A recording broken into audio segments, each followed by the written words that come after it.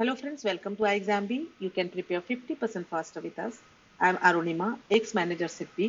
हालांकि मैंने अपनी करियर की शुरुआत एज अ प्रोबेशनरी ऑफिसर की थी इंडियन ओवरसीज बैंक के साथ। आज के वीडियो में हम बात करने वाले हैं मॉक टेस्ट के बारे में।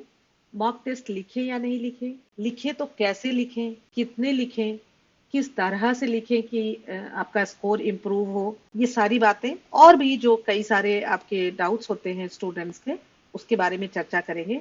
आज हम फोकस करेंगे एसबीआई पीओ प्री पे, क्योंकि एसबीआई पीओ प्री का एग्जाम बहुत पास है। 1 नवंबर, 4th एंड 6 नवंबर को आपका एग्जाम है।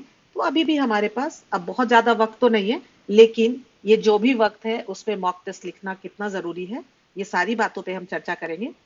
अगर आप एसबीआई पीओ प्री का एग्जाम लिख रहे हैं या फिर मॉक टेस्ट के बारे में जानकारी चाहते हैं, तो आप वीडियो में अंत तक बने रहें। अब यहाँ पे ये बात इंपॉर्टेंट है कि आप हर स्टूडेंट एक्चुअली यूनिक है और सबकी अपनी अपनी स्ट्रेंथ वीकनेस है, अपनी अपनी लेवल ऑफ प्रिपरेशन है।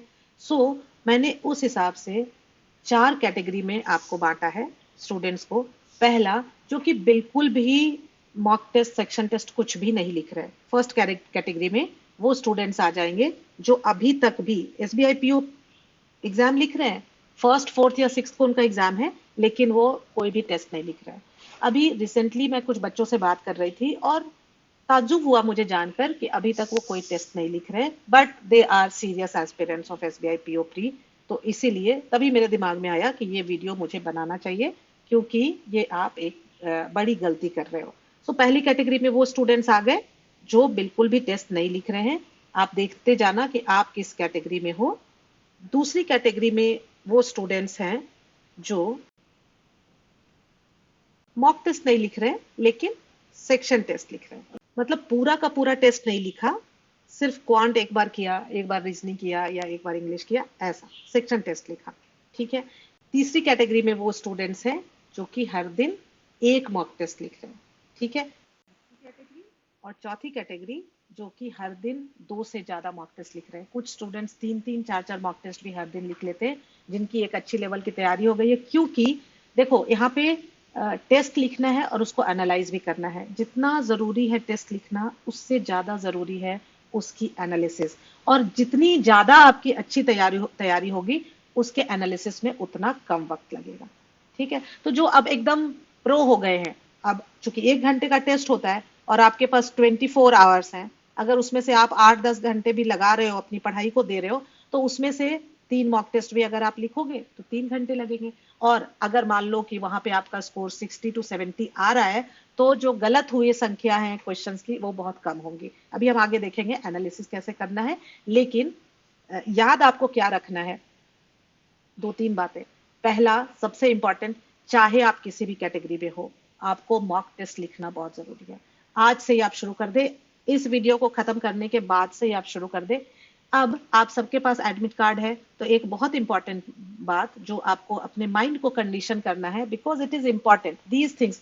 पढ़ाई करने के अलावा ये बातें भी बहुत इंपॉर्टेंट है, क्योंकि अब आप जो जानते हो उसको to the best of your ability आपको उस 1 घंटे में, उस 60 मिनट में परफॉर्म करना है। वो कैसे परफॉर्म करोगे? जितना आपका माइंड कंडीशन रहेगा, जितना आपका माइंड कूल और काम रहेगा। पढ़ने की बात अब हो चुकी है, अब उस पर इंप्रूव करना है, लेकिन वो इंप्रूवमेंट कितना होगा और आपका परफॉर्मेंस उस 60 मिनट्स में कितना अच्छा होगा, ये आपके इमोशनल इंटेलिजेंस पे बहुत निर्भर करता है ना। कई बार आप में से कई लोग कहते हैं कि घर में तो करते हैं तो हो जाता है, एग्जामिनेशन हॉल में हो नहीं पाता। माइंड को कंडीशन करने के लिए आप अपना एडमिट कार्ड उठाओ, देखो कितने बजे से आपका एग्जाम है। मान लो आपका एग्जाम 3:30 से है, आज से ही आप 3:30 पे बैठ करके रोज मॉक टेस्ट लिखना शुरू कर दो।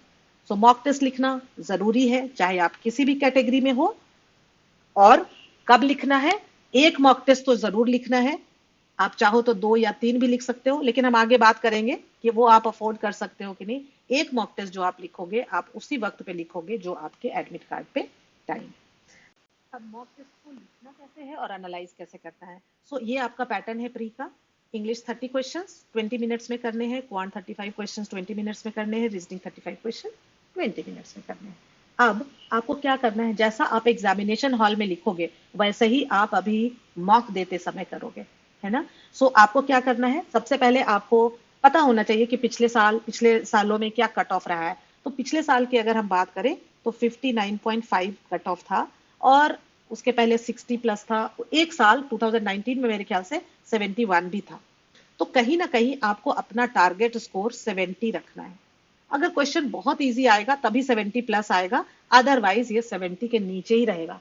60 प्लस स्कोर टारगेट करने के लिए आपको 70 प्लस क्वेश्चन अटेम्प्ट करने पड़ेंगे, क्योंकि 100% एक्यूरेसी तो बहुत मुश्किल है, कहीं ना कहीं एक आध क्वेश्चन गलत हो ही जाते हैं। दूसरी बात यहाँ पे जो इंपॉर्टेंट है, आपको जरूर पता होनी चाहिए कि यहाँ पे कोई सेक्शनल कट ऑफ नहीं है। सो आप जो अपना स्ट्रॉन्ग सब्जेक्ट है उस पर ज्यादा फोकस कर सकते हो अभी से, है ना।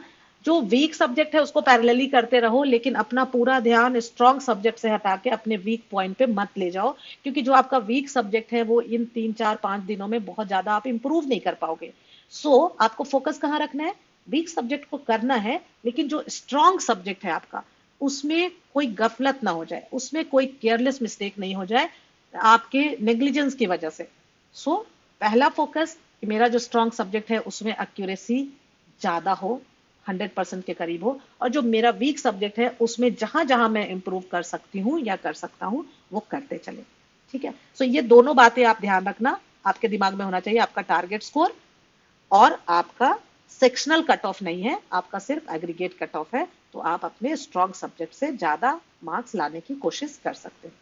अब जब आप ये टेस्ट लिखोगे, टेस्ट लिखने में तो देखो 1 घंटा ही लगेगा, 1 आवर का उसका टाइम है, 1 आवर ही लगेगा। लेकिन एनालाइज करने में हर स्टूडेंट को अलग अलग टाइम लगेगा। जितनी अच्छी जिसकी तैयारी होगी उसको उतना कम टाइम लगेगा। तो आपकी अगर अच्छी तैयारी है, कम टाइम लग रहा है, तो आप एक से ज्यादा भी मॉक टेस्ट लिखो, लेकिन एक mock test with full analysis बहुत बहुत जरूरी है। क्योंकि आप 2 3 मॉक टेस्ट लिख रहे हो लेकिन उसको एनालाइज नहीं कर रहे हो, तो आपका इतना स्कोर इंप्रूव नहीं होगा। एनालाइज कैसे करना है, तो सबसे पहले आपको क्या करना है, टेस्ट लिखने के बाद आप देखोगे आपका स्कोर कितना आया। आपने पूरे 100 क्वेश्चंस को 3 कैटेगरी में बांट देना। पहला होगा आपने अटेम्प्ट किया और सही है ना, सबसे अच्छी वाली कैटेगरी, एकदम स्माइली। दूसरा होगा अटेम्प्ट किया लेकिन नहीं है सही, और तीसरा है कि आपने अटेम्प्ट ही नहीं किया। अब आपको ध्यान ये रखना है कि 100 क्वेश्चंस पूरे के पूरे तो अटेम्प्ट करने नहीं है, कई क्वेश्चन आपको छोड़ने भी हैं, लेकिन कौन से छोड़ने हैं कौन से अटेम्प्ट करने हैं वो डिसर्न करने की एबिलिटी, वो पकड़ पाने की एबिलिटी भी बहुत इंपॉर्टेंट है, और वो भी प्रैक्टिस के साथ ही आपको आती है। कई बार आप देखते हो कि किसी क्वेश्चन में आपके 2 मिनट लग गए और सॉल्व नहीं हुआ। सो जब आप एनालिसिस कर रहे हो तब आप क्वेश्चंस को उससे जद्दोजहद करो, उससे लड़ाई करो कि अरे सॉल्व कैसे नहीं होगा, मॉक टेस्ट एनालिसिस के समय। लेकिन मॉक टेस्ट लिखते समय और एग्जामिनेशन में, मॉक टेस्ट लिखते समय आपको ये हैबिट रखनी है, किसी क्वेश्चन के साथ ज्यादा जद्दोजहद नहीं, ज्यादा युद्ध नहीं करना है, उसके साथ इंटैंगल नहीं हो जाना है। एकदम से देखो, हो रहा है करो, नहीं तो उसको छोड़ दो। एनालिसिस में उसको पूरा वक्त देना ताकि वो नेक्स्ट टाइम हो पाए। मॉक टेस्ट में अगर आप ये हैबिट रखोगे तभी आप फाइनल एग्जाम में आपकी ये हैबिट कंटिन्यूड रहेगी।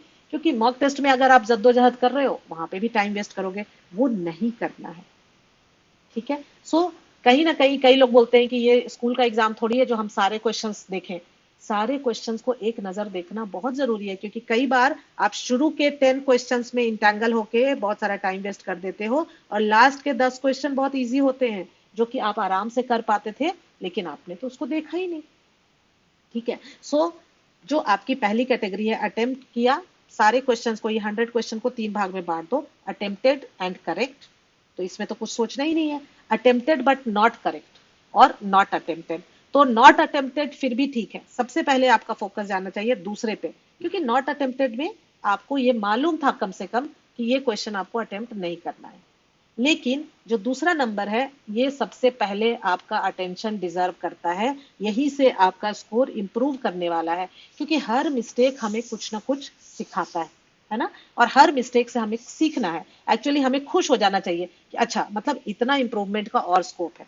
अब ये जो आपने क्वेश्चन अटेम्प्ट किए उसमें कहाँ गफलत रही, है ना, क्या गलती हुई आपसे, उसको देखोगे और समझोगे और सीखोगे, और नेक्स्ट टाइम अपने आप से प्रॉमिस करोगे कि अब आप दोबारा ये सेम गलती नहीं करोगे। आप एक मॉक टेस्ट की डायरी रखोगे, बहुत इंपॉर्टेंट है। मॉक टेस्ट की डायरी, यहाँ पे मान लो मैं आज 7th मॉक टेस्ट लिख रही हूँ, एम्प्टी 7, एंड देन क्या गलती से हमने क्या सीखा, वो सब्जेक्ट वाइज इंग्लिश में कौन कौन से आज गलतियां की, उसमें क्या क्या रूल सीखा या क्या वोकैबुलरी सीखा, कुछ भी जो भी चीजें आपने सीखी वहां लिखो।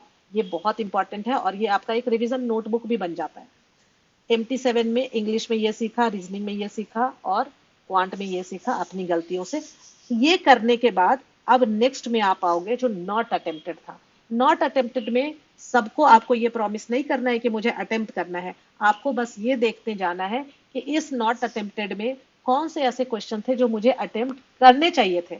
ऐसा तो नहीं है कि मैं देख ही नहीं पाई, मुझे टाइम नहीं था, तो हमें देखना है कि नहीं, जो क्वेश्चंस को अटेम्प्ट करने में गलत किया है और वहां टाइम वेस्ट किया है, वक्त जाहिर किया है, वो ना करके हमें इस नॉट अटेम्प्टेड में आपको मेनली सॉर्टिंग करनी है, आपको छंटनी करनी है कि मान लो 10 क्वेश्चन अटेम्प्ट नहीं किए हैं, तो इस 10 में कौन से 3-4 क्वेश्चन थे जो मुझे करने चाहिए थे, है ना, और कौन से अच्छा छोड़ा, सही छोड़ा, तो वो भी एक लर्निंग है, because this is also very important. इस तरह से हमें मॉक टेस्ट लिखना है हर दिन और अपनी गलतियों से अपने स्कोर को इम्प्रूव करना है। क्विकली एक रिकैप ले लेते हैं कि हमने क्या क्या देखा। पहला, आप किसी भी कैटेगरी में हो, मॉक टेस्ट लिखना बहुत जरूरी है। उसी वक्त पे लिखना है जो टाइम आपके एडमिट कार्ड में है, एक मॉक टेस्ट कम से कम। उसके बाद उसको एनालाइज करना है और अपनी गलतियों से सीखना है। अपना एक रिवीजन डायरी बना लेना है, मॉक टेस्ट डायरी बना लेना है, और जैसे कल एग्जाम है तो एक दिन पहले थोड़ा आप रिलैक्स करेंगे, उस दिन सिर्फ आप अपनी वो रिवीजन डायरी को एक बार अलट पलट लेंगे, ताकि वो गलतियां जो आपको, आपकी टेंडेंसी है गलती करने की, वो गलतियां आप एग्जाम में ना कर पाए। सो आप सब तैयारी कर रहे होंगे, बट इफ यू फील कि you need guidance, you can enrol for ixamBee courses. IxamBee prepares you 50% faster, और जरूर आपको इससे मदद मिलती है क्योंकि आपके साथ कोई और भी एक पूरी टीम लगी हुई है, और most of the faculty at ixamBee are ex bankers including me. I worked with 2 banks, मैंने भी 2 बैंक्स के साथ काम किया है। अपने करियर की शुरुआत मैंने as a probationary officer Indian Overseas Bank के साथ की थी, और उसके बाद मैंने सिड भी ज्वाइन किया था। So for any further query, please call us at 920-552-4028, or you can write to us at hello@iexamb.com. So stay tuned. We'll come with more useful videos. Thank you, friends. Thanks for watching.